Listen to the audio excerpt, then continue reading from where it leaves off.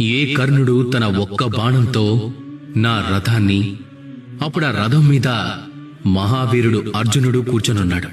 తన జెండా మీద స్వయంగా హనుమంతుడే ఉన్నాడు. ఆ రథాన్ని తన ఒక్క బాణంతో దిగబడేలా చేశాడు. దివ్య కవచకుండలధారి కర్ణుడు.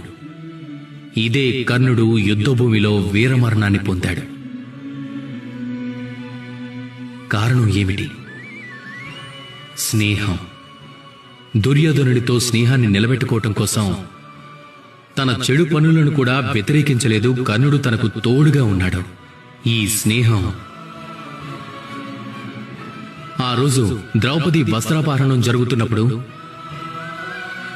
అప్పుడు దాన్ని ఆపడానికి బదులుగా మౌనంగా కూర్చొని చూస్తూ ఉన్నాడు. దాన్ని వ్యతిరేకించక తప్పు చేశాడు. ఇదే తప్పు కర్ణుడి యొక్క అంతానికి కారణమైంది. ఈ విశ్వంలో అందరి ఉపకారాన్ని మీరు పొందొచ్చు, అలానే గౌరవించొచ్చు. కాని దాని కింద మీ మనసు లోపలి మాట కూడా విననంతగా మాత్రం అణిగిపోకండి. ఒకవేళ స్నేహం ధర్మబద్ధమైందైతే శుభమే కలుగుతుంది. రండి, నాతో పాటు ప్రేమగా చెప్పండి, రాధా కృష్ణ.